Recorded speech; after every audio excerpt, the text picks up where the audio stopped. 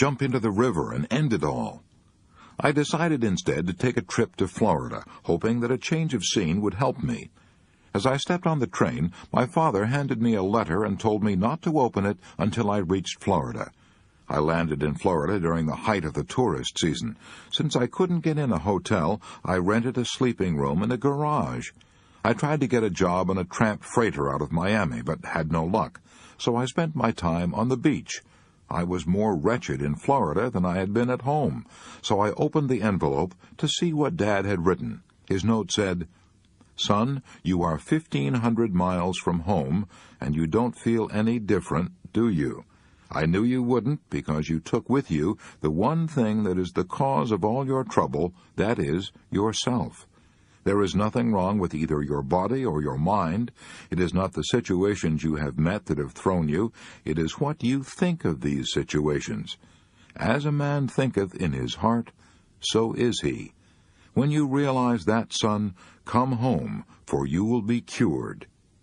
Dad's letter made me angry. I was looking for sympathy, not instruction. I was so mad that I decided then and there that I would never go home. That night, as I was walking down one of the side streets of Miami, I came to a church where services were going on. Having no place to go, I drifted in and listened to the sermon on the text, "He who conquers his spirit is mightier than he who taketh a city." Sitting in the sanctity of the house of God, and hearing the same thoughts that my dad had written in his letter, all this swept the accumulated litter out of my brain. I was able to think clearly and sensibly for the first time in my life. I realized what a fool I had been. I was shocked to see myself in my true light. Here I was, wanting to change the whole world and everyone in it, when the only thing that needed changing was the focus of the lens of the camera, which was my mind. The next morning, I packed and started home. A week later, I was back on the job. 4 months later, I married the girl I had been afraid of losing. We now have a happy family of 5 children. God has been good to me, both materially and mentally. At the time of the breakdown, I was a night foreman of a small department handling 18 people. I am now superintendent of carton manufacture in charge of over 450 people. Life is much fuller and friendlier. I believe I appreciate the true values of life now. When moments of uneasiness try to creep in, as they will in everyone's life, I tell myself to get that camera back in focus, and everything is okay. I can honestly say that I am glad I had the breakdown, because I found out the hard way what power our thoughts can have over our mind and body. Now I can make my thoughts work for me instead of against me. I can see now that Dad was right when he said it wasn't outward situations that had caused all my suffering, but what I thought of those situations. And as soon as I realized that, I was cured, and stayed cured. Such was the experience of this student. I'm deeply convinced that our peace of mind and the joy we get out of living depends not on where we are or what we have or who we are, but solely upon our mental attitude. Outward conditions have very little to do with it. For example, let's take the case of old John Brown, who was hanged for seizing the United States arsenal at Harper's Ferry and trying to incite the slaves to rebellion. He rode away to the gallows, sitting on his coffin. The jailer who rode beside him was nervous and worried, but old John Brown was calm and cool. Looking up at the Blue Ridge Mountains of Virginia, he exclaimed, "What a beautiful country! I never had an opportunity to really see it before." Or take the case of Robert Falcon Scott and his companions, the first Englishmen ever to reach the South Pole. Their return trip was probably the cruelest journey ever undertaken by man. Their food was gone, and so was their fuel. They could no longer march because a howling blizzard roared down over the rim of the earth for 11 days and nights, a wind so fierce and sharp that it cut ridges in the polar ice. Scott and his companions knew they were going to die, and they had brought a quantity of opium along for just such an emergency. A big dose of opium, and they could all lie down to pleasant dreams, never to wake again. But they ignored the drug and died singing ringing songs of cheer. We know they did because of a farewell letter found with their frozen bodies by a searching party 8 months later.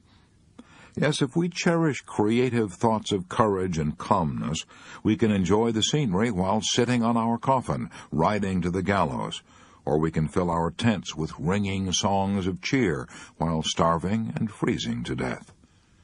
Milton, in his blindness, discovered that same truth 300 years ago. The mind is its own place, and in itself can make a heaven of hell, a hell of heaven. Napoleon and Helen Keller are perfect illustrations of Milton's statement. Napoleon had everything men usually crave, glory, power, riches, yet he said at St. Helena, "I have never known 6 happy days in my life," while Helen Keller, blind, deaf, dumb, declared, "I have found life so beautiful." If half a century of living has taught me anything at all, it has taught me that nothing can bring you peace but yourself.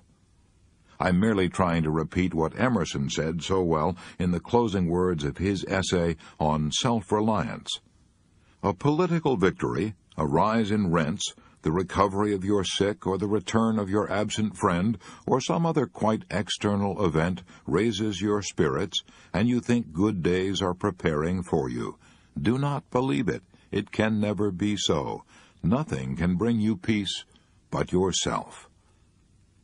Epictetus, the great Stoic philosopher, warned that we ought to be more concerned about removing wrong thoughts from the mind than about removing tumors and abscesses from the body. Epictetus said that 19 centuries ago, but modern medicine would back him up. Dr. G. Canby Robinson declared that 4 out of 5 patients admitted to Johns Hopkins Hospital were suffering from conditions brought on in part by emotional strains and stresses. This was often true, even in cases of organic disturbances. Eventually, he declared, these traced back to maladjustments to life and its problems. Montaigne, the great French philosopher, adopted these 17 words as the motto of his life. A man is not hurt so much by what happens as by his opinion of what happens, and our opinion of what happens is entirely up to us. And what do I mean? Have I the colossal effrontery to tell you to your face, when you're mowed down by troubles and your nerves are sticking out like wires and curling up at the ends, have I the colossal effrontery to tell you that under those conditions you can change your mental attitude by an effort of the will? Yes, I mean precisely that. And that is not all. I'm going to show you how to do it. It may take a little effort, but the secret is simple. William James, who has never been topped in his knowledge of practical psychology, once made this observation. Action seems to follow feeling, but really action and feeling go together, and by regulating the action, which is under the more direct control of the will, we can indirectly regulate the feeling, which is not.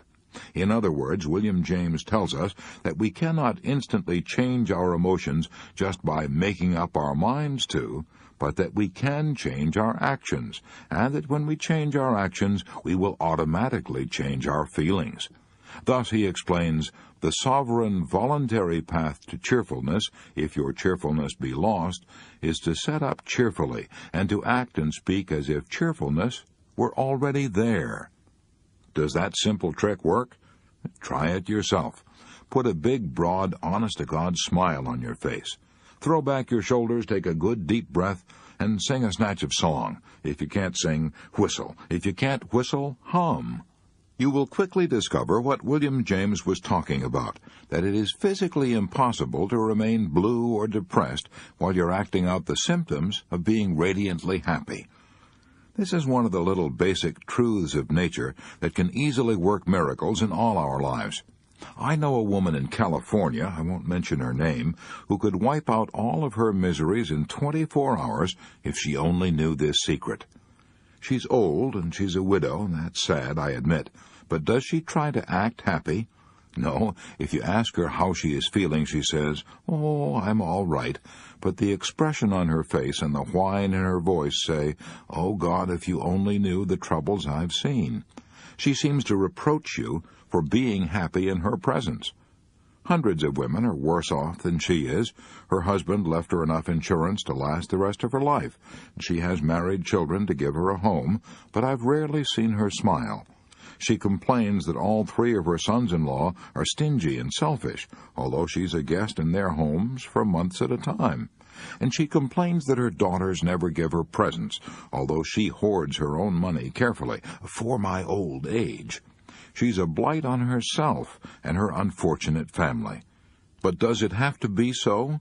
That's the pity of it. She could change herself from a miserable, bitter, and unhappy old woman into an honored and beloved member of the family, if she wanted to change.